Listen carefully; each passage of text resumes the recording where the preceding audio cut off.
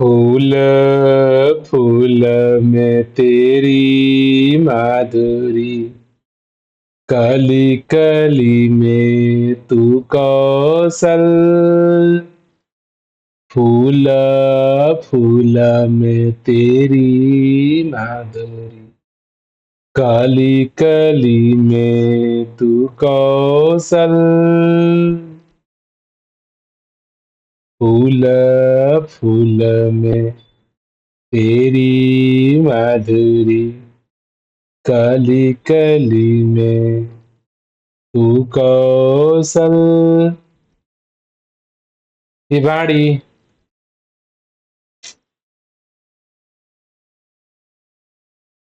इस सत्य निराकार परमात्मा की महिमा कर रही है, और अर्थात ये भी कह सकते हैं, जिस भी संत महात्मा ने इस सत्य निराकार परमात्मा को जाना,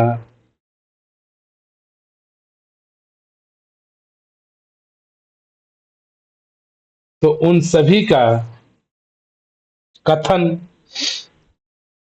यही होगा कि फूल फूल में,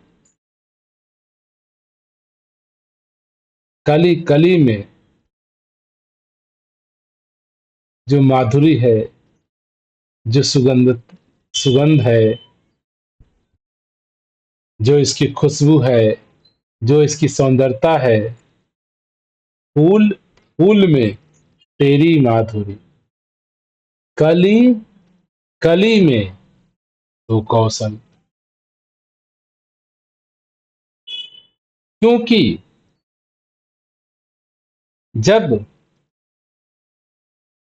मेरे जीवन में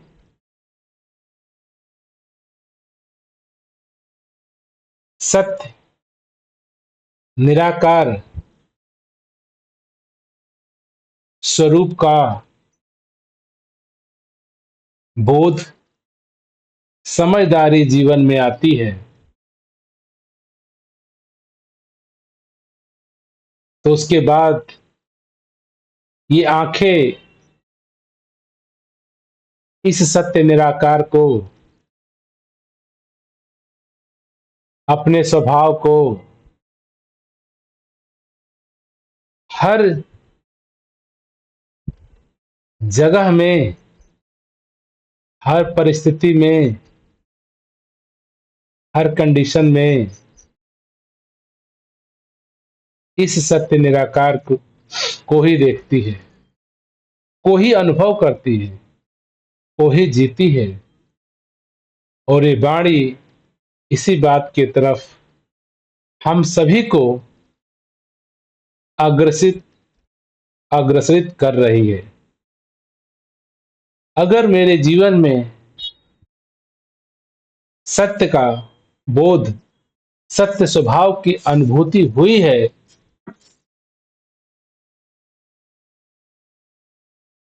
तो ये वाणी हमको भी, हम सभी संत महात्माओं को भी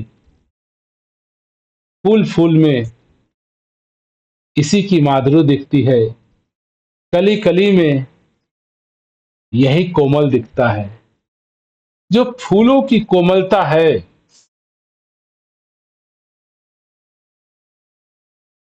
जो फूलों की माधुरी है, जो फूलों का सौंदर्य है,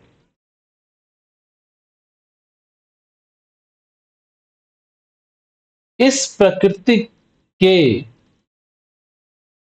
किसी भी पदार्थ, निर्मित वस्तु के ऊपर जब एक संत ध्यान करता है, ख्याल करता है, देखता है, तो ये सत्य परमात्मा ईश्वर ही हर घट में, हर जड़ में, हर चेतन में, हर सजीव में, हर जीव जंतु में हर पेड़ पौधों में इसी सत्य स्वयं के रूप का बोध होता है। अगर ध्यान से अगर हम फूलों को देखें, गुलाब का फूल ले लीजिए। अगर हम आम तौर पे सामान्य तौर पे अगर हम फूलों को देखते हैं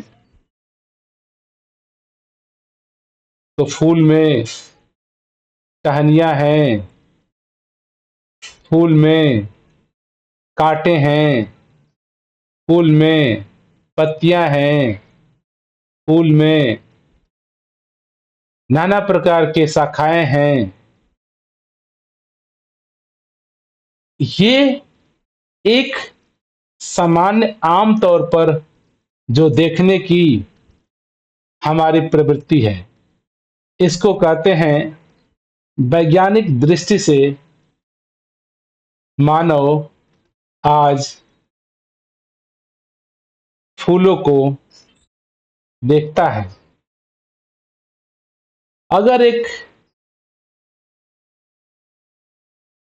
कवि से, संत से, महात्मा के दृष्टि से, पॉइंट ऑफ व्यू से अगर फूल को देखते हैं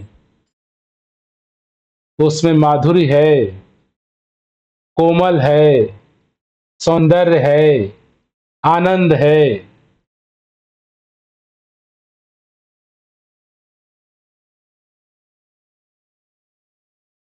अगर इसी फूल को अगर हम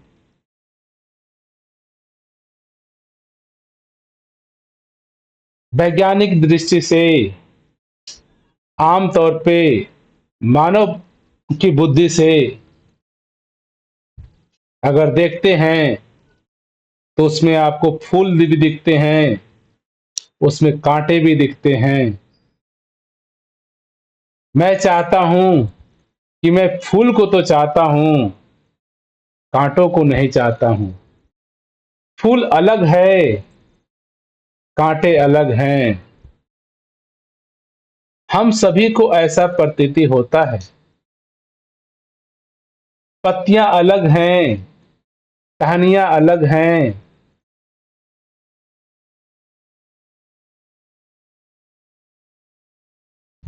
शाखाएं अलग हैं, जड़ अलग है, तना अलग है। आम तौर पे जो मेरी देखने की दृष्टि जो बनी है वो वैज्ञानिक दृष्टि है, क्योंकि जो भी शब्दों के द्वारा अगर हम देखते हैं, आप देखेंगे कि अगर एक फूल को एक संत महात्मा कैसा अनुभव करता है, एक फूल के बारे में एक कवि कैसा अनुभव करता है, एक फूल के बारे में आम आदमी कैसा अनुभव करता है, एक ही फूल के बारे में वैज्ञानिक दृष्टिकोण क्या होता है। अगर एक वैज्ञानिक दृष्टिकोण से देखें तो फूल वैज्ञानिक प्रयोगशाला में रख करके फूल के पंखुड़ी पंखुड़ी को ब्रेक करके, तोड़ करके, उसकी जांच पड़ताल करके ये वैज्ञानिक दृष्टि बता देता है इस फूल के अंदर ये खनिज हैं, ये तत्व हैं, ये है लवण है, ये है केमिकल है। इन इन तत्वों से फूल बना है। इस फूल के बनने का कारण तत्व ए, तत्व बी, तत्व सी है। इसके कलर के होने के कारण तत्व ए, तत्व बी, तत्व सी है। तो वैज्ञानिक प्रयोगशाला में फूल के अंग अंग को ब्रेक करके, हर टुकड़े को अध्ययन करके, स्टडी करके ये निष्कर्ष निकाल देता है कि इस फूल के अंदर ए बी तत्व हैं, सी डी एलिमेंट है और इनसे फूल बने हैं। इन तत्वों का जोड़ ये फूल है।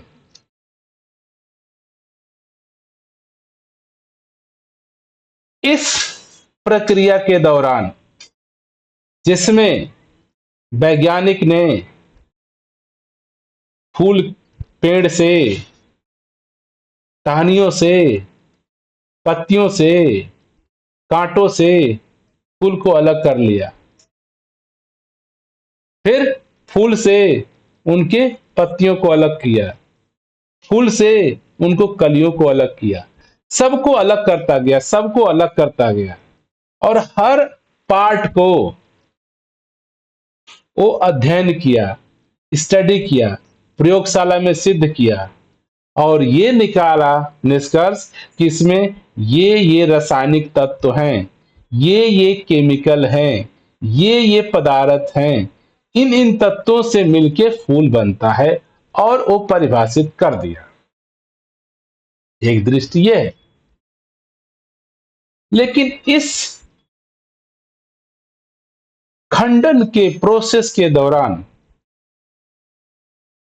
जो ये वाणी, जो संत महात्मा माधुरी की बात कर रहे हैं, सुंदरता की बात कर रहे हैं, कोमलता की बात कर रहे हैं, सौंदर्य की बात कह रहे हैं, ये कहीं खो जाता है।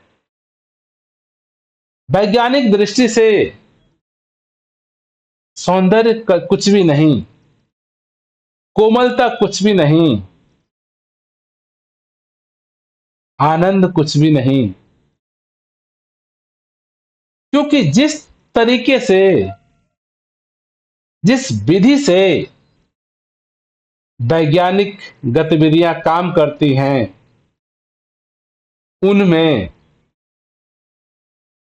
बहुत सारा रहस्य छूट जाता है और यही कारण है कि एक छोटे से पौधे को भी अगर वैज्ञानिक दृष्टि से देखें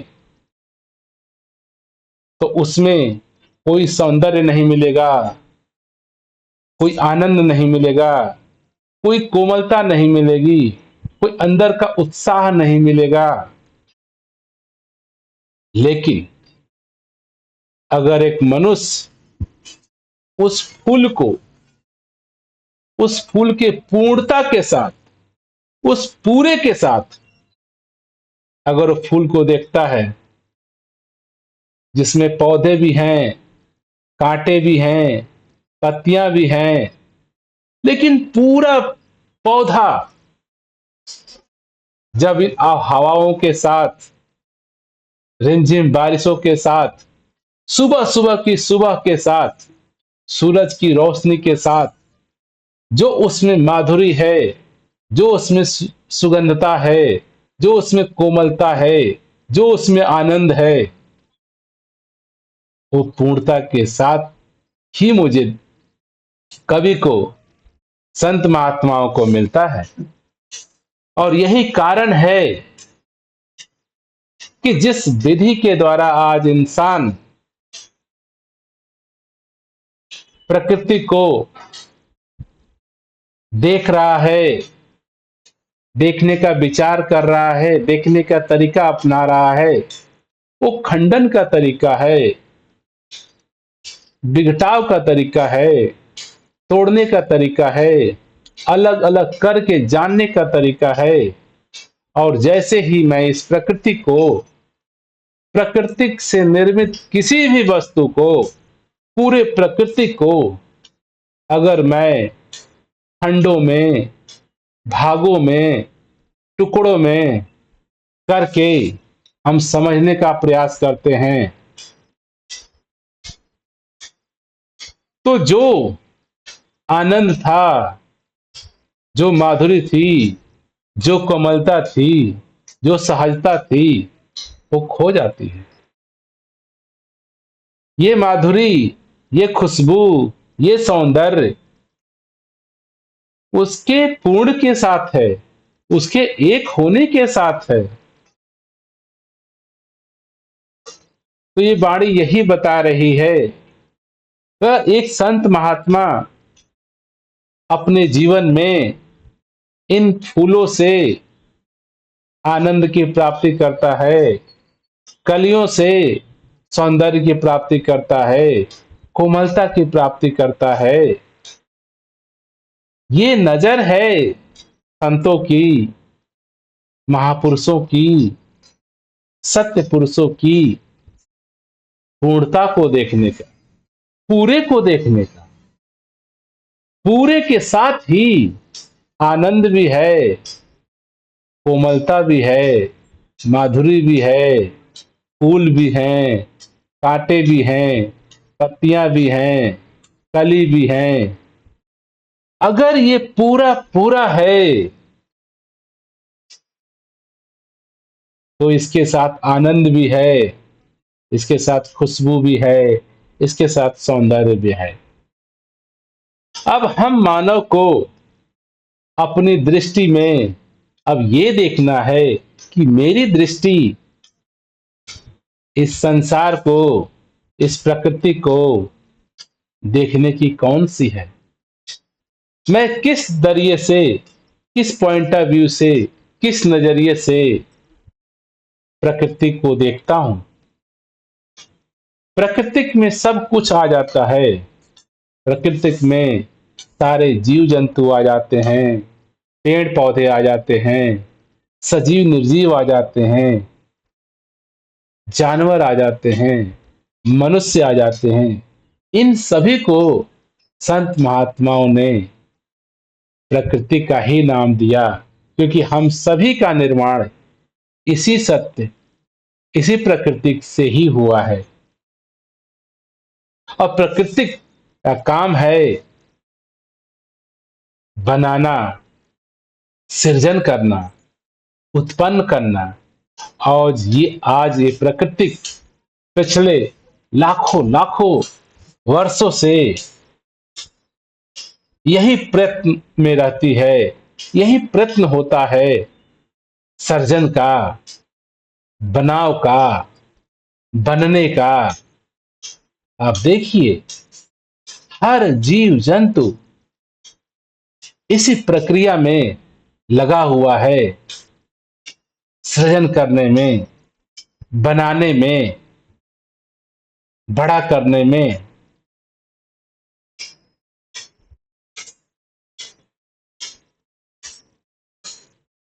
तो ये बाड़ी हम सभी को ये संकेत दे रही है कि जो मेरे जीवन में जो ये संसार को देखने का क्या दृष्टिकोण है, विघटन वाला है, टुकड़ों वाला है, या समग्र वाला है। क्योंकि टुकड़ों से, खंडन से, अलगाव से सत्य कहीं खो जाता है, आनंद कहीं खो जाता है, कोमलता खो जाती है, माधुरी खो जाती है। अगर मेरे जीवन में इस सत्य को, इस प्रकृति को, इस मानव को, इस जीव जंतु को, इस पेड़ पौधों को अगर पूर्णता से,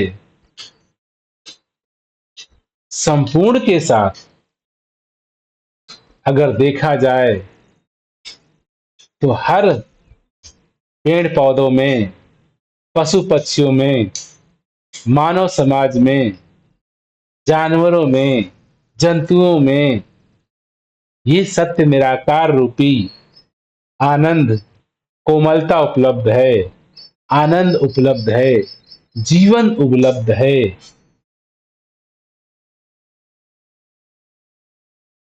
तो ये वाणी कह रही है इस संसार में, इस सत्य निराकार जो कि आनंद का स्रोत है, सुख का दाता है, सुकून का, अमन का स्रोत है, ये तभी संभव मेरे जीवन में हो पाता है जब मैं इस संसार को अपने सत्य स्वरूप से मैं देखता हूं, सत्य की लखता के साथ देखता हूं।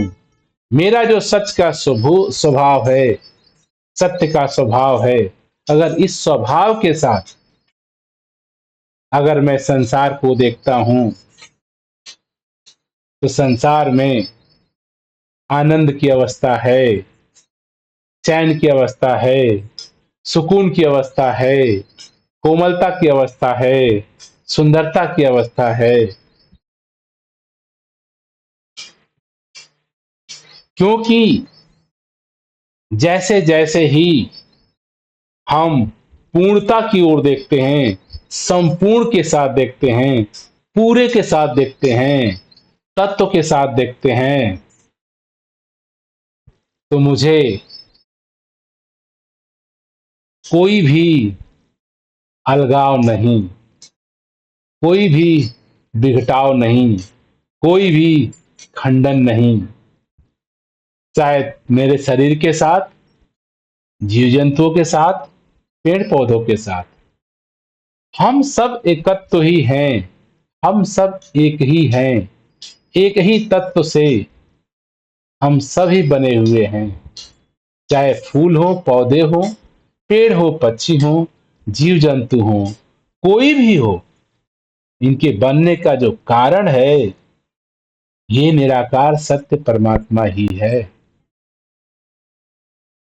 और ये सत्य जो उपलब्ध है निराकार के रूप में, साकार के रूप में, निर्गुण के रूप में, प्राकृतिक के रूप में, इंसानों के रूप में, जीव जंतुओं के रूप में, पेड़ पौधों के रूप में, ये स्वयं सत्य निराकार ही उपलब्ध है, उपस्थित है। अगर मैं इस सत्य की नजर से, सत्य की बोध से, अपने सच स्वभाव से अगर मैं इस प्रकृति को देखता हूं, तो ये सारी प्रकृति केवल और केवल आनंद का स्रोत है। क्योंकि कोई कारण ही नहीं बनता अलग होने का। देखिए, जिस फूल का चर्चा इस वाणी में किया गया, जो फूल का पौधा है, अगर उस फूल के पॉइंट ऑफ व्यू से अगर मैं फूल से पूछूं कि फूल का जो पेड़ है, इसका जड़ क्या कोमल के, क्या गुलाब के पौधे से अलग है? अगर उस पौधे से मैं पूछूं कि तेरा जड़ क्या तुझसे अलग है? अगर फूल अपने आप के बारे में सोचे, तो क्या ये सोच सकता है कि फूल अपने जड़ों से अलग है? क्या फूल अपने टहनियों से अलग है? क्या फूल कांटों से अलग है? क्या पत्तियों से अलग है? क्या फूल अपने से अलग है? अगर हम गुलाब के पौधे के अगर पॉइंट ऑफ व्यू को ले, गुलाब क्या सोचेगा? क्या गुलाब को ऐसा लगता है कि उसकी पंखुड़ियां अलग हैं? क्या गुलाब को ऐसा लगता है कि मेरे कांटे हमसे अलग हैं, हमारी पत्तियां हमसे अलग हैं, मेरा जड़ मुझसे अलग है?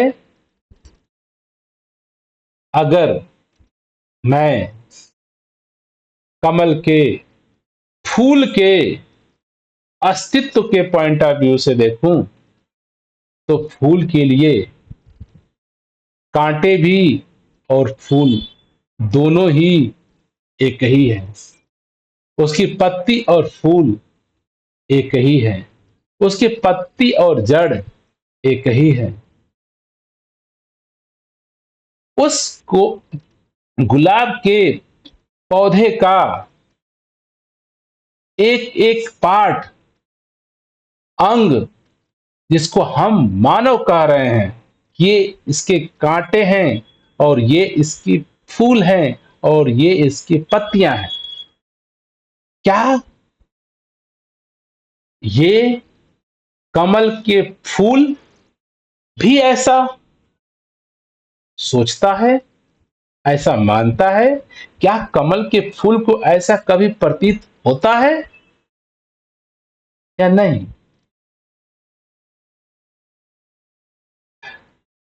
विचार करिए।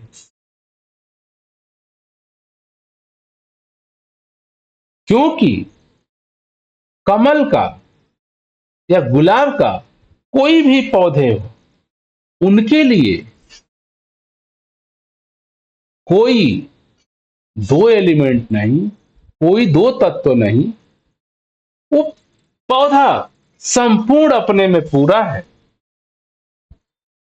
शायद उसकी जड़ें किसी भी पौधे की हमको नहीं दिखती है, लेकिन गुलाब के फूल के पौधे के लिए उसकी जड़ भी वो गुलाबी है, उसका तना भी वो गुलाबी है, उसकी पत्तियां भी गुलाबी हैं, कांटे भी गुलाबी हैं, गुलाब भी गुलाबी हैं, पंखुड़ियां भी गुलाबी है। तो जो पौधा है जो गुलाब का, अगर उसके पॉइंट ऑफ व्यू को अगर मैं देखता हूं तो कोई अलगाव नहीं है, एक है, एकत्व है, संपूर्ण है, पूरा है। और ये जो पूरे का भाव हर जीव जंतु के साथ है। किसी भी जीव जंतु का आप उदाहरण ले लीजिए, शायद किसी भी पेड़ पौधों का उदाहरण ले लीजिए,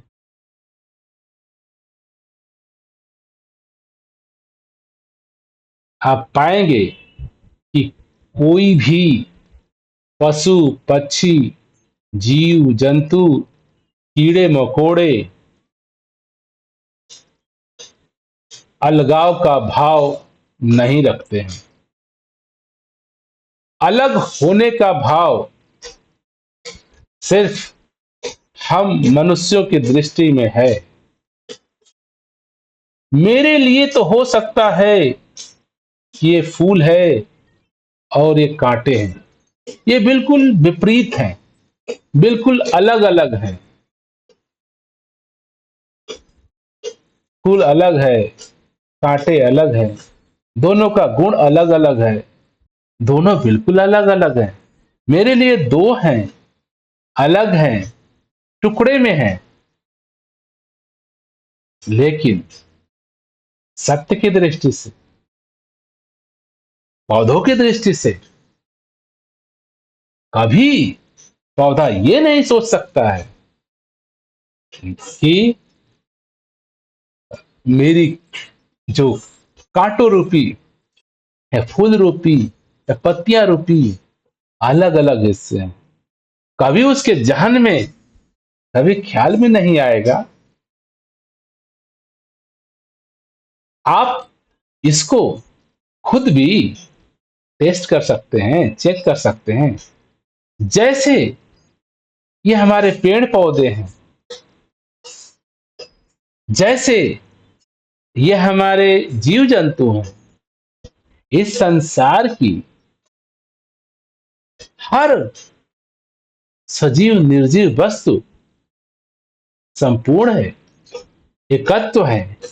खंडन का, टुकड़े का सवाल ही नहीं बनता है कि सारे ही इसी तत्व निराकार से बने हैं और ये निराकार अखंड है, अपरिवर्तनीय है, अकाट्य है। तो जो इससे बने हैं वो कैसे अलग हो सकते हैं, वो कैसे टुकड़ों में हो सकते हैं, उनमें कैसे बंटवारा हो सकता है? आप देखिए अपने आप के ऊपर, आप भी एक जीव जंतु हैं। जैसे गुलाब का पौधा जीव है, हम मानव परिवार, हम मनुष्य जात, हम मानव भी एक जीव जंतु हैं। अब विचार करिए अपने से, आपके पास बाल भी है, मुख भी है, आंख भी है, हाथ भी है, नाखून भी है, पेट भी है, दो पैर भी हैं, 10 अंगुलियां भी हैं, अंगूठे भी हैं, नाखून भी हैं, नाना प्रकार के हिस्से हम गिनवाते हैं। ये मुबारक है मेरे 2 हाथ, ये मुबारक है मेरे 2 आंख, मुबारक है मेरे 2 कान।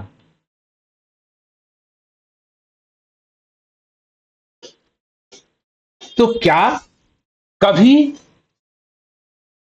आपको, मुझे ऐसा प्रतीत होता है कि मैं अपने हाथों से अलग हूं, अपनी आंख से अलग हूं, अपने पैरों से अलग हूं, अपने बालों से अलग हूं, अपने नाखून से अलग हूं?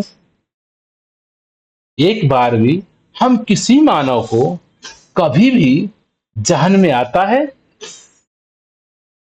नहीं। हम अपने आप को संपूर्ण, पूरे में, आप एकत्व में हम एक ही हैं। रूप अलग अलग हो सकता है, मेरी 2 आंखें हैं, दोनों एक ही दिखाती है। मेरे लिए तो एक ही है आंखें। 2 हाथ हैं, लिखने में 2 हैं, मेरे लिए तो मेरे हाथ हैं। कभी नहीं प्रतीति होता कि नहीं ये मैं अलग मैं हूं, ये मैं अलग हूं। कभी प्रतीत हुआ कि मैं अलग हाथों में अलग हूं, अलग आंखों में अलग हूं? कभी भी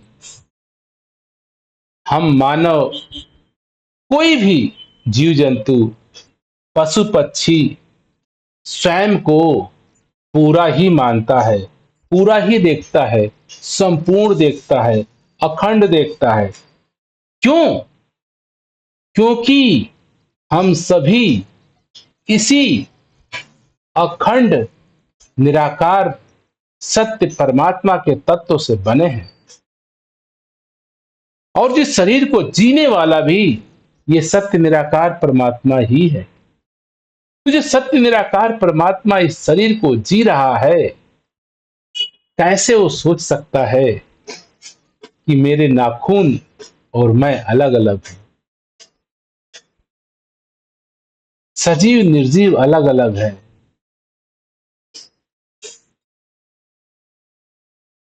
तो अगर हम गहन विश्लेषण करें, विचार करें, तो ये हम अपने ऊपर पाएंगे कि मैं तो एक ही हूं। कभी मेरे अंदर में अलग का भाव नहीं आता कि मैं 2 हूं, मैं 3 हूं, मेरे अलग अलग अंग हैं। मैं संपूर्ण हूं, मैं पूरा हूं, मैं अंगों अंगों के साथ मिलकर बना हूं। लेकिन मैं अंग अंग नहीं हूं, मैं टुकड़ों में नहीं हूं। मैं तो संपूर्ण हूं, मैं तो पूरा हूं, मैं तो समग्र हूं। कई बार इसी की वजह से संत महात्माओं ने प्रभु परमात्मा को पूर्ण कहा है, परमात्मा कहा है, ईश्वर कहा है। ये संपूर्ण है, ये एकत्व है, ये एक ही है। इसीलिए ऋषियों के, उपनिषदों ने भी ये कहा, एकत्व, तेरे अलावा दूसरा नहीं कोई। और ये बात आप अपने पे देख लीजिए, आपके शरीर में आपके अलावा कोई दूसरा नहीं। ये हाथ दूसरा नहीं, ये आंख दूसरा नहीं, ये बाल दूसरा नहीं, ये नाखून दूसरा नहीं। सब आप स्वयं ही होते हो। इसी प्रकार से ये जीव जंतु, पेड़ पौधे, पूरा संसार, पूरा ब्रह्मांड इसी एक सत्य निराकार तत्व से निर्मित है और ये एक ही है। इसीलिए कहा जाता है संपूर्ण, समग्र, और इस पूर्णता में ही आनंद छिपा है। जैसे कि हम गुलाब के फूल का विश्लेषण किए, गुलाब के फूल में आनंद है, सौंदर्य है, माधुरी है, कोमलता है। कब तक? जब तक मैं उसको उसकी पूर्णता में देखता हूं, समग्र में देखता हूं, एकत्व में देखता हूं। लेकिन हम इंसान अधिकतर हमेशा अलग अलग करके देखते हैं। मेरे लिए मानव की दृष्टि में कभी नहीं ये आ सकता कि कांटे और फूल एक ही है। कैसे हम सोच सकते हैं? हम हमें जितनी भी शिक्षाएं दी गई हैं, जानकारियां दी गई हैं, पढ़ाई दी गया है, सिखाया गया है, फूल और कांटे अलग अलग हैं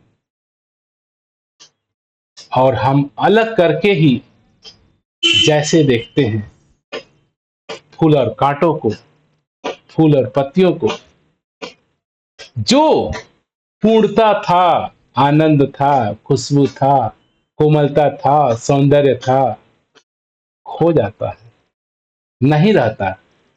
क्योंकि मेरी दृष्टि टुकड़ों वाली हो गई, खंडन वाली हो गई, तोड़ने वाली हो गई।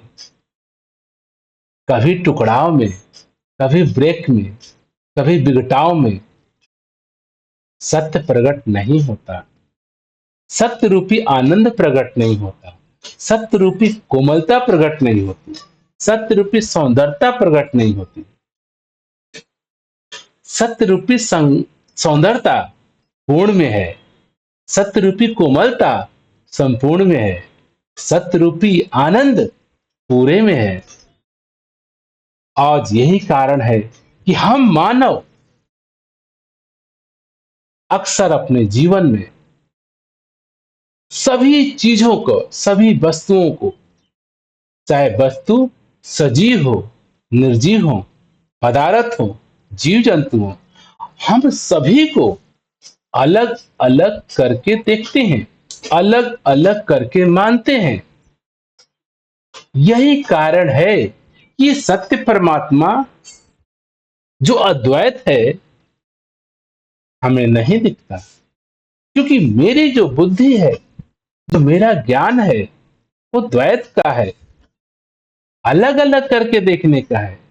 जो बचपन से मुझे पढ़ाई लिखाई शिक्षा दी गई वो सिर्फ बिघटाव का है, खंडन का है।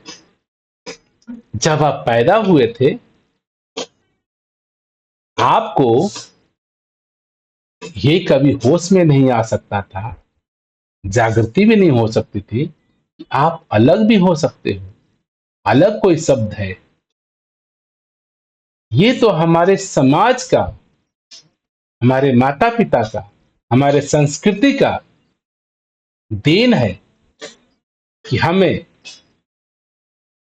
मेरे जीवन में अलग का भाव, दूसरे का भाव, अपने का भाव, पराये का भाव बचपन से मुझे मेरे माता पिता ने, मेरे शिक्षकों ने, मेरे रिश्तेदारों ने, धर्म ग्रंथों ने, गुरु पीर पैगंबरों ने सिखाया है। और आज हमारी ऐसी दृष्टि बन गई है कि हम इस संसार में विभिन्नता ही देखते हैं, अलगाव ही देखते हैं, टुकड़ाव ही देखते हैं, टुकड़े टुकड़े ही देखते हैं। इस टुकड़ों में कैसे आनंद संभव है, कैसे सहनशीलता संभव है, कैसे सुकून संभव है? टुकड़ों में, विभिन्नताओं में शांति नहीं है, सुकून नहीं है, सौंदर्य नहीं है।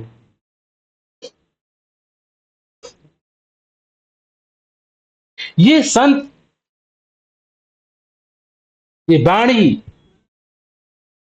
हमको अपने मूलभूत जो शिक्षाएं हैं उससे अलग शिक्षा दे रही है। अभी तक मुझे बचपन से यही सिखाया गया कि हर चीज को अलग अलग करके देखो, अलग अलग हैं ऐसा बताया गया। माता अलग है, पिता अलग हैं, भाई अलग हैं, चाचा अलग हैं, रिश्तेदार अलग हैं, हिंदू अलग है, मुस्लिम अलग है, सिख अलग है, ईसाई अलग है, देश अलग है, परदेश अलग है।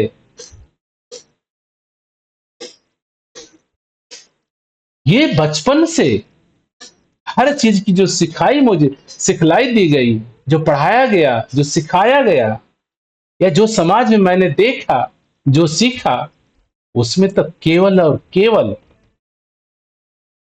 टुकड़ों की बात हो रही है, अपने पराये की बात हो रही है, अलग अलग करके देखने की बात हो रही है।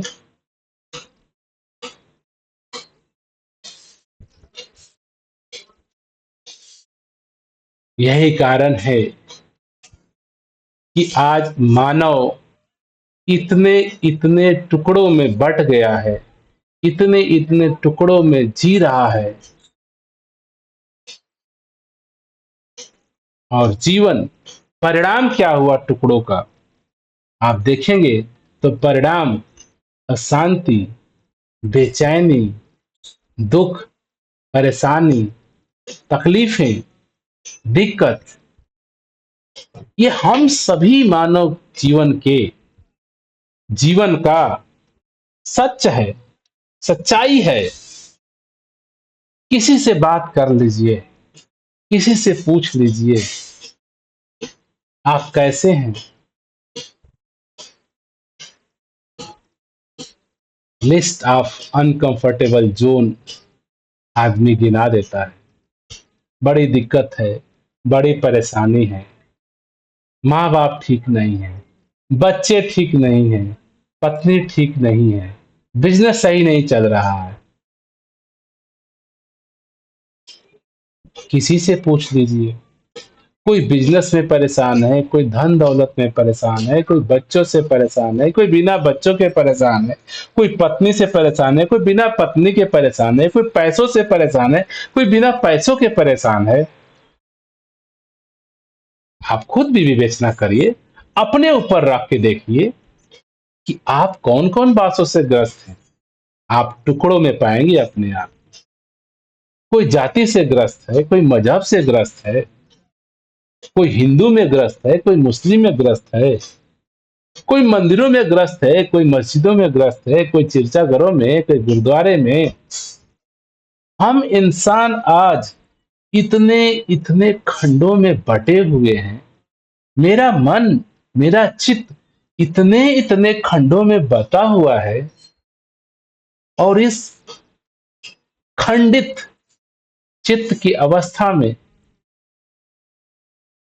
मनुष्य ये अपेक्षा करता है आनंद की, सत्य की, सुख की, और नहीं मिलता है तो यही कहता है ये संभव नहीं, सत्य को जाना नहीं जा सकता, आनंद को प्राप्त नहीं किया जा सकता, कोमल हुआ नहीं जा सकता, सौंदर्य पाया नहीं जा सकता। इंसान आज उस साधनों से उसको प्राप्त करने की कोशिश कर रहा है जो कि संभव नहीं है। और यही कारण है कि आज हम सभी खंडित, विखंडित, टुकड़े टुकड़े चित्त द्वारा एकत्व, एक आनंद को, एक सुख को, एक चैन को, एक परमात्मा को, एक ईश्वर को, एक सत्य को देखना चाहते हैं। पाना चाहते हैं, मिलना चाहते हैं, होना चाहते हैं। कितनी बड़ी विडंबना है। हम पाना चाहते हैं एक प्रभु को और चित्त को तोड़ बैठे हैं खंडों खंडों में, विघटित, टूटे टूटे, टुकड़े टुकड़े, मेरे मन, मेरे चित्त, मेरे बुद्धि में सिर्फ टुकड़ा, सिर्फ अलगाव, सिर्फ अपना तेरा ही तो भरा है। और इस अपने तेरे से, मैं तू से, अपना पराया से, तेरा मेरा से जीवन में सुकून, चैन, आनंद संभव ही नहीं। और आज मैं मनुष्य के रूप में मैं चाहता हूं कि मैं भी बना रहूं, तेरा भी बना रहे, और आनंद भी आ जाए, एक सुख भी आ जाए, एक चैन भी आ जाए, एक सुकून भी आ जाए। ये कैसे संभव है? टुकड़ों टुकड़ों में इंसान बट के सफोसिकेटेड हो गया है। आप देखिए, उदाहरण के तौर पे मैं जैसे पैदा हुआ बंधन मुक्त था, स्वयं सत्य निराकार परमात्मा था, लेकिन हमने नाना प्रकार के बंधन, अलगाव, टुकड़े, बंटवारे कर दिए। और इस बंटवारों में इतना टुकड़ा हो गया है, इतना टुकड़ा हो गया है कि मुझे रहना भी दूभर हो गया है। और यही कारण है कि हमारा जीवन जीना दूभर हो गया है। हम बचपन से बट गए, माता पिता, भाई बंधु, हिंदू मुस्लिम, पढ़े अनपढ़े, धन अमीर गरीब, काले गोरे, धनवान गरीबवान, ताकतवर कमजोर, ये सब हमारे विघटन, हमारे मन मस्त चित्त को टुकड़ों में बांटते हैं। हम हिंदू हो गए, हम मुस्लिम हो गए, हम सिख हो गए, अलग अलग टुकड़ों में बट गए।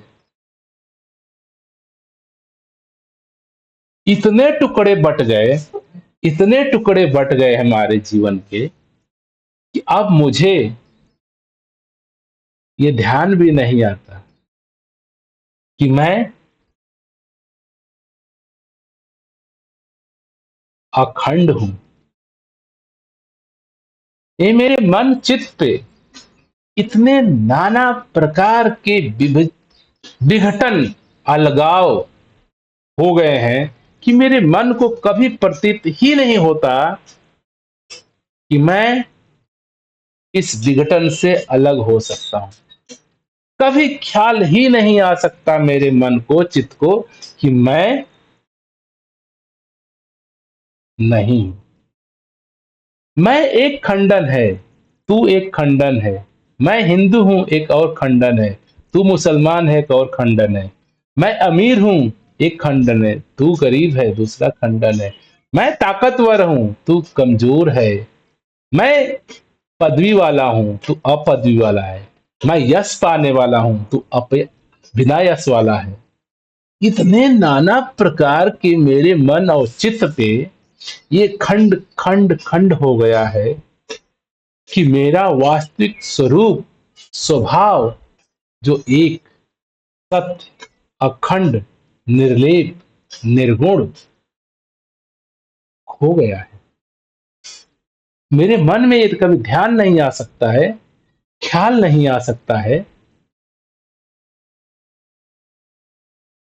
आप एक घर में बैठे हैं, ठीक है, अब इस घर को हम एक आधा टुकड़े कर दें, ये हिंदू का, ये मुस्लिम का, हम छोटे हो गए। फिर हम टुकड़े कर दिए, नहीं, ये धनवान का, ये गरीब का, अमीर का, गरीब का, और टुकड़े हो गए। एक और उसके अंदर अपने टुकड़े किए, नहीं, मैं बुद्धिमान हूं, ये अबुद्धिमानी है। एक और टुकड़े हो गए, मैं धार्मिक हूं तो अधार्मिक है। मैं एक और टुकड़े हो गए। अब टुकड़े होते होते होते मेरा घर इतना छोटा हो गया है, जहां मैं रह रहा हूं, अब वहां पे सांस लेने के लिए हवा कैसे आएगी? जीने के लिए आनंद कैसे आएगा? इतना छोटा तंग दिली घर मेरा हो गया है, जिसमें रहने पे सिर्फ और सिर्फ सफोकेशन, परेशानियां, घुटन ही महसूस होगी। और हम सभी के जीवन में आज देख लीजिए, हम घुट घुट के जीवन जी रहे हैं। एक पल के सुकून नहीं पा रहे, एक पल का चैन मेरे जीवन में नहीं। कभी विचार नहीं किया हमने कि कारण क्या है, क्यों नहीं मेरे जीवन में एक सुख, एक चैन, एक आनंद उपलब्ध है? कारण क्या है?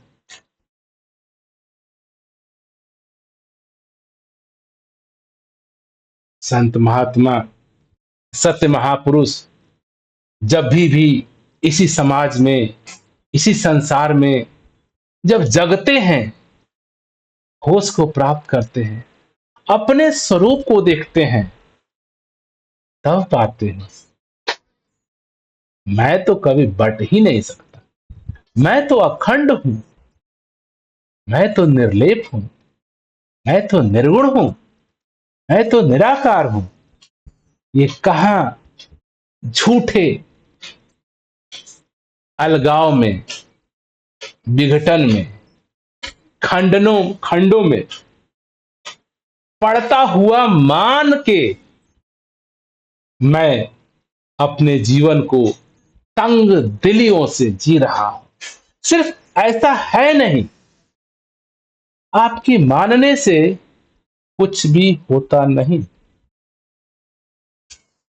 मान लीजिए आप हिंदू हो गए, तो हिंदू कहने से आपकी हकीकत, वास्तविक स्वभाव में कोई परिवर्तन नहीं। हाँ, आपके मन चित्त में एक लाइन खड़ी हो गई कि मैं हिंदू हूं, मैं मुस्लिम हूं, मैं सिख हूं। आपके मानने से कि मैं गरीब अमीर, आप होते नहीं, आप जैसे हैं वैसे हैं। लेकिन मन मस्तिष्क पे एक लाइन खिंच गया, ये गरीब है, ये अमीर है, ये काला है, ये गोरा है, ये ज्ञानी है, ये अज्ञानी है, ये साधु है, ये असाधु है, ये सिद्ध पुरुष है, ये अनैतिक है, ये नैतिक पुरुष है, ये ऐसा है, ये वैसा है। ये नाना प्रकार के विघटन, अलगाव मेरे मस्तिष्क में, मेरे मन पे हो गया है।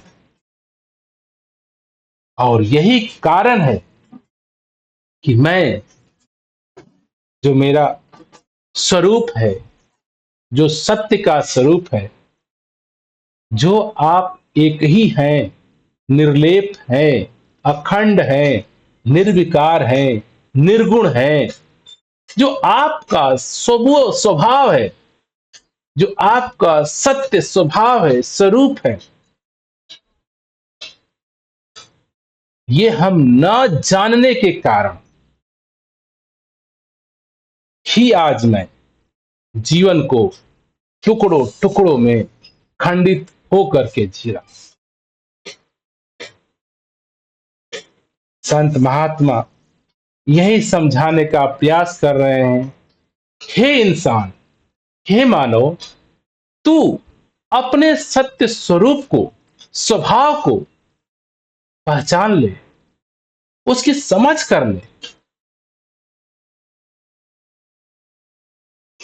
जैसे ही तेरे जीवन में अखंड का भाव, पूरे का भाव, संपूर्ण का भाव जगता है, इसी जीवन में तुझे आनंद, खुशबू, कोमलता, माधुरी दिखने लगती है, होने लगता है। तू है ही केवल और केवल इन मानसिक खंडनों के कारण तू आज संकुचित तंग दिलियों में जीवन जी रहा है। तू तंग दिली है नहीं, तू संकुचित है नहीं, तू छोटा है नहीं, तू गरीब है नहीं, तू अमीर है नहीं, तू धनवान है नहीं, तू ज्ञानी है नहीं, तू अज्ञानी है नहीं,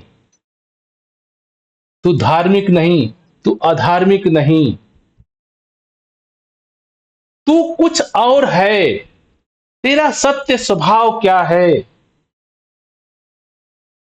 आज मेरे मन ने ऐसे को अपना मान लिया है जो कि अपना है नहीं। मैं बैठा बना बैठा है, तू बना बैठा है, क्योंकि मैं तू है नहीं। अपना पराया बना बैठा है, क्योंकि अपना पराया है नहीं। इस पे, पेड़ में हमने फूल को, कांटों को अलग अलग करके बना बैठा है। फूल फूल है, कांटे कांटे हैं, अलग कैसे हैं? एक ही के अलग अलग रूप हैं। उस गुलाब के फूल के लिए उतना ही अहमियत कांटों का है, उतना ही अहमियत फूलों का है, उतना ही अहमियत पत्तियों का है, उतना ही अहमियत जड़ों का है, क्योंकि सब एक ही हैं, अलग नहीं है। इसी प्रकार से हम सभी मानव परिवार एक ही हैं, लेकिन हमने शब्दों से, भाषाओं से मैं हो गया, तू हो गया, मेरा हो गया, तेरा हो गया, अपना हो गया, पराया हो गया, हिंदू हो गया, मुस्लिम हो गया, धार्मिक हो गया, अधार्मिक हो गया, गोरा हो गया, काला हो गया। यह हमारे शब्दों के द्वारा मन मस्तिष्क में लकीरें खींच गई हैं, और मैं ऐसे छोटे छोटे टुकड़ों में बट करके अपने इस जीवन को जी रहा हूं। और इस मन रूपी खंडित खंडित टुकड़ों में जीवन को मैं चाहता हूं कि ये टुकड़े रहें, मैं रहूं, तू रहे, अपना रहे, पराया रहे, यश रहे, अपयश रहे, ताकत रहे, धनवान रहे, अमीरी रहे, गरीबी रहे, ये सारे विघटन रहे, और मैं सुकून, आनंद से जी पाऊं, चैन से जी पाऊं।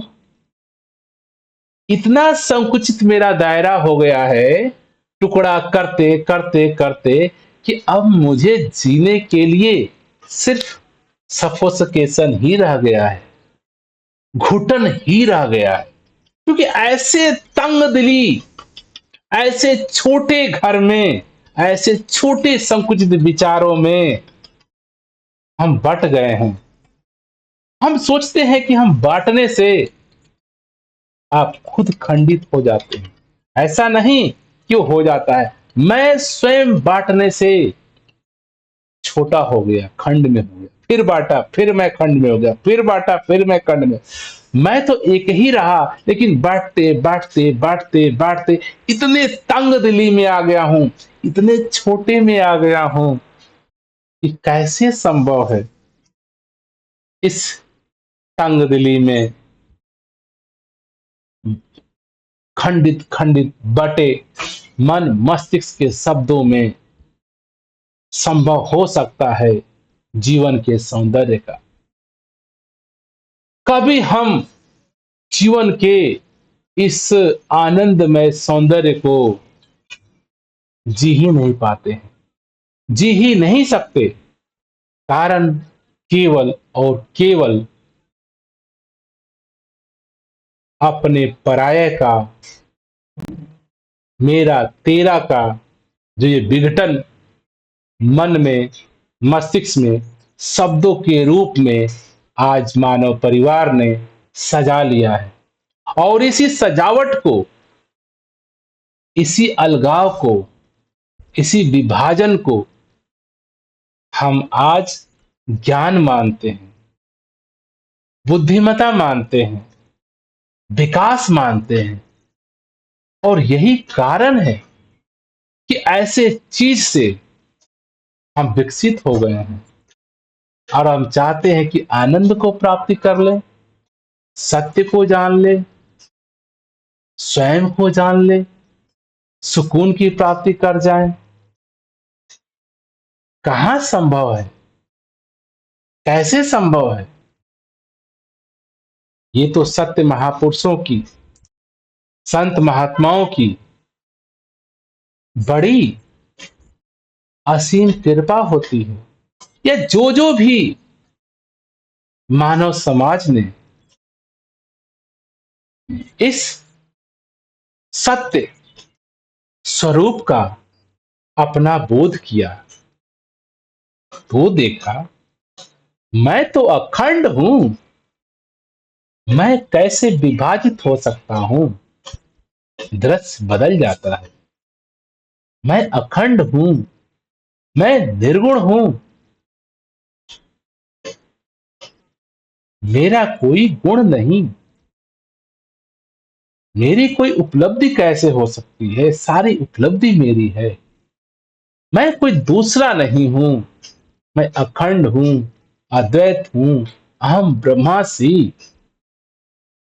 जब तक मेरे जीवन में इस एकत्व, अपने आप जो एक है, अखंड है, निर्गुण है, निराकार है, इस सत्य का मुझे मेरे जीवन में अगर बोध नहीं, तो मैं केवल और केवल खंडों में विभाजित होकर के संकुचित तंग दिली में अपना जीवन जी रहा हूं।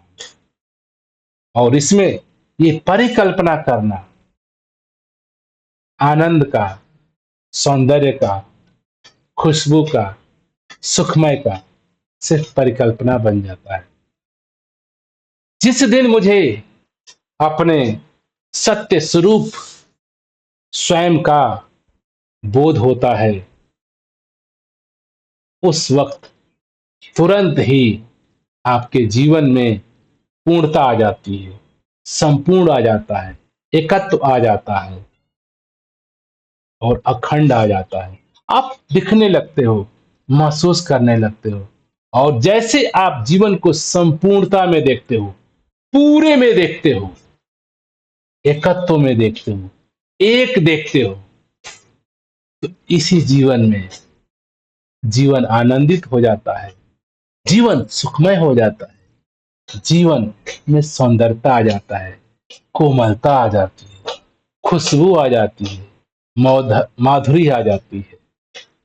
ये केवल और केवल मेरे जीवन में संभव हो पाता है अगर मैं अपने सत्य स्वभाव, जो मेरा एक का स्वभाव है, जो एकत्व का स्वभाव है, इसको मैं बोध कर पाता हूं, इसको मैं जान पाता हूं, इसको मैं समझ पाता हूं, ऐसा मैं हो पाता हूं। जानना, सुनना, सुनाना अलग बात होती है। अगर मैं जीवन में एक हो गया, एक हो जाना, अखंड हो जाना, निर्गुण हो जाना, निराकार हो जाना, पूर्ण हो जाना, स्वतः ही जैसे पूर्णता हो जाते हैं, आपके अंदर ये विघटन में भी, संसार में भी, अलग अलग में भी आपको पूर्ण अपने आप का बोध होता है, सत्य निराकार का बोध होता है। और हर जगह ये सत्य आनंद के रूप में, खुशबू के रूप में, कोमलता के रूप में मेरे जीवन में प्रकट होता है, दिखता है। मैं स्वयं ही निर्गुण निराकार सत्य, मेरा जो स्वरूप है, स्वभाव में जैसे ही मैं स्थित होता हूं, मैं स्वयं ही आनंद में होता हूँ, शांति में होता हूँ, सुकून में होता हूँ, क्योंकि मेरे अंदर अब कोई, मेरे सत्य स्वरूप में अब कोई भी विघटन संभव नहीं, आकृतियां संभव नहीं, लाइनें संभव नहीं। जब मेरे जीवन में जिस दिन ये सत्य बोध का होश हो जाता है, मैं स्वयं सत्य हो जाता हूं, ऐसा मुझे समझ आ जाता है, ऐसा मैं जीवन जीने लगता हूं। जो अपने सत्य स्वभाव के साथ होकर जीवन जीता है, उन्हीं का ये कहना है, जीवन आनंद है, जीवन प्रेम है, जीवन सरल है, जीवन सहज है, जीवन अनंत, जीवन हर जगह है, क्योंकि आपका स्वरूप एकत्व है, एक है। नाना प्रकार के रूप होते हुए भी आप एक हैं। जैसे कि फूल के पेड़ में नाना प्रकार के फूल, कली, कांटे होते हुए भी एक ही फूल है, एकत्व है। इसी प्रकार से इस नाना प्रकार के हमारे शरीर के अलग अलग सुख दुख, अच्छा बुरा, सबके होने के बावजूद भी मैं एक ही हूं, ऐसे सत्य का मुझे बोध होते ही मेरे जीवन में ये सारे धार्मिक गुण जो संत महात्मा जो बता रहे हैं, इसको पाना नहीं पड़ता है। संत महात्माओं ने बोला, आनंद, प्रेम, सहज, शांति, सुकून, ये निराकार सत्य परमात्मा के गुण हैं।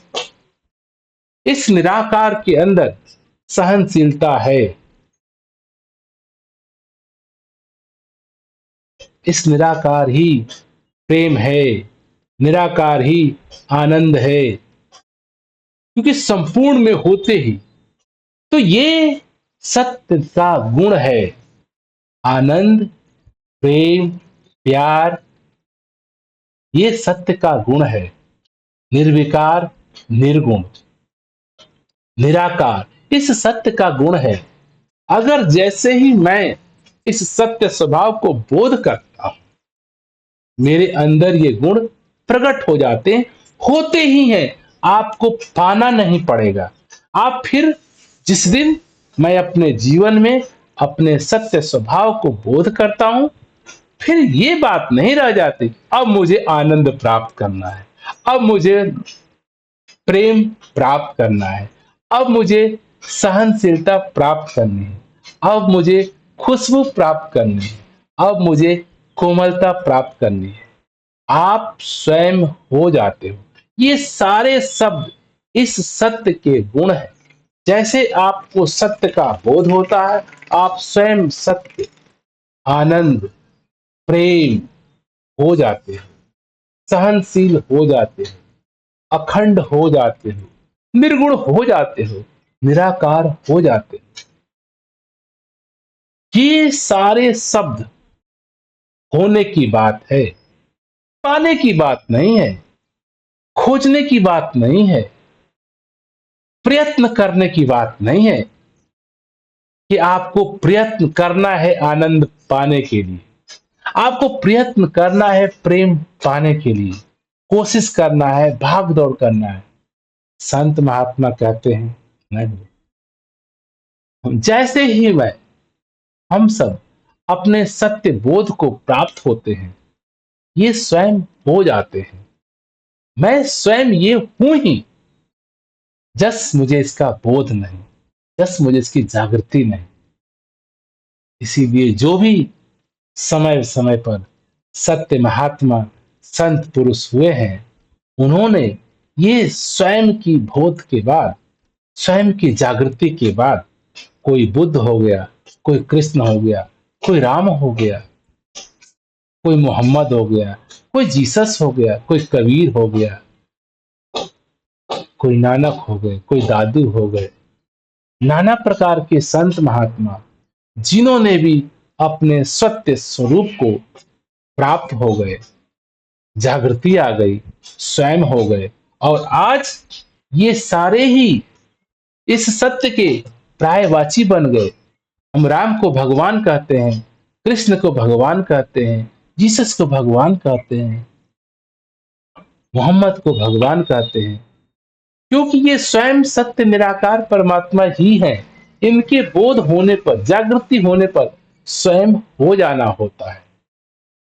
प्रेम करना नहीं होता है, प्रेम हो जाना होता है,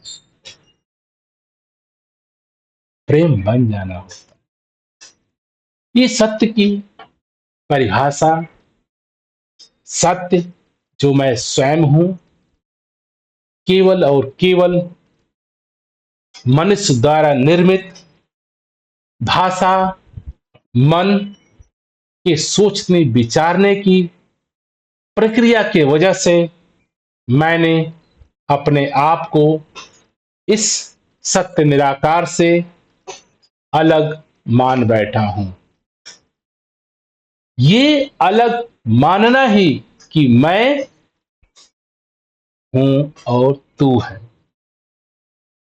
सबसे बड़ा अज्ञान है, सबसे बड़ा जीवन का अलगाव है, विघटन है। मेरे अंदर सबसे बड़ा जो बंटवारा है, मैं हूं का। मैं सत्य परमात्मा से अलग अपने आप को मान रहा हूं। इस सत्य निर्माता निराकार से मैं अपने आप को अलग मान रहा हूं। अलग हूं नहीं, मैंने अलग मान लिया। जैसे ही मैं मानता हूं, फिर ये तू पैदा हो जाता है, मेरा तेरा पैदा हो जाता है, अपना पराया पैदा हो जाता है, सुख दुख पैदा हो जाता है, अच्छा बुरा पैदा हो जाता है।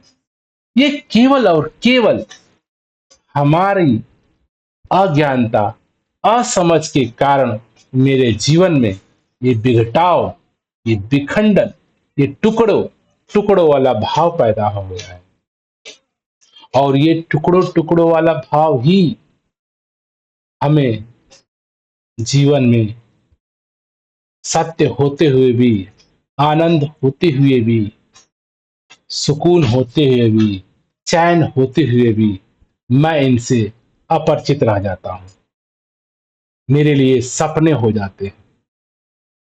और जिस जिस सत्य महापुरुषों ने इस स्वयं के सत्य को, अपने सत्य को, अपने स्वभाव को जाना, तो आपको होना नहीं, आप हो ही। आप अपने स्वभाव को जान गए, अपने स्वभाव को देख लिए, स्वयं हो गए सत्य निर्गुण निराकार।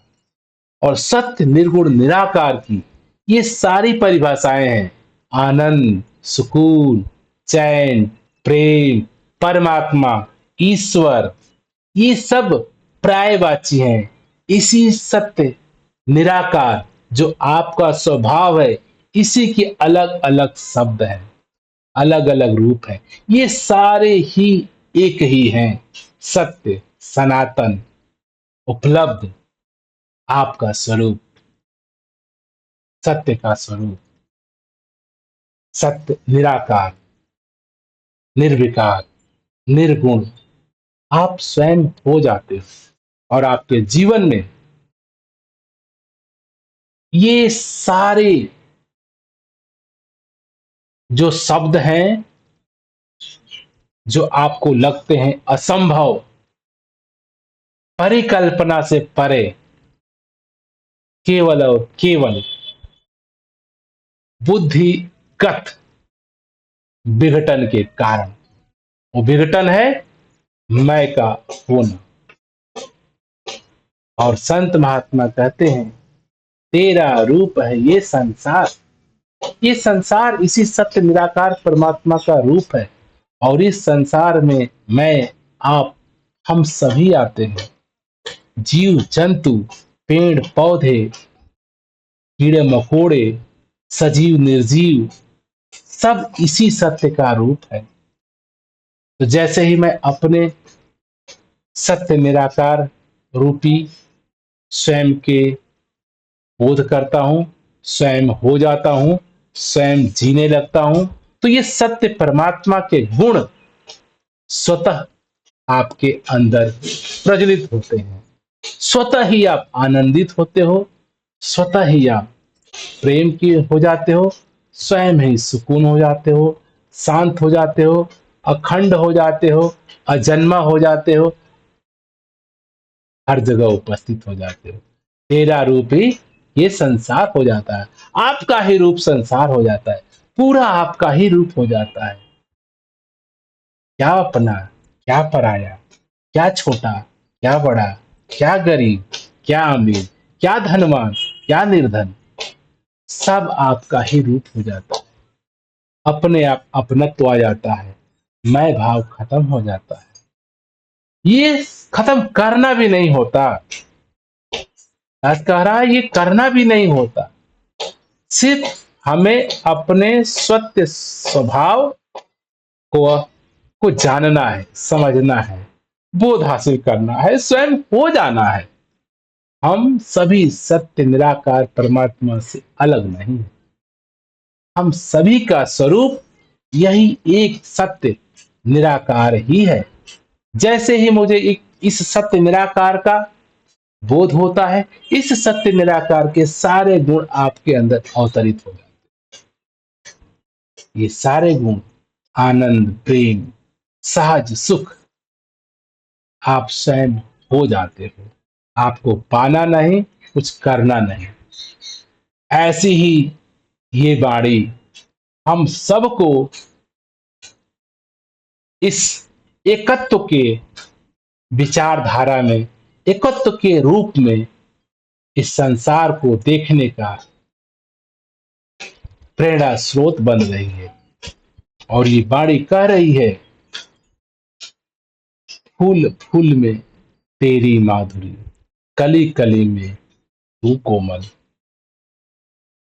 जैसे ही मेरे जीवन में ये एकत्व का भाव आता है, सत्य स्वयं का बोध होता है, मेरे जीवन में निराकार रूपी गुण सुखमय, आनंदमय, कोमल, मधुरता, आनंद, एकत्व, सहज, सहनशीलता, ये सारे सत्य निराकार परमात्मा के गुण है।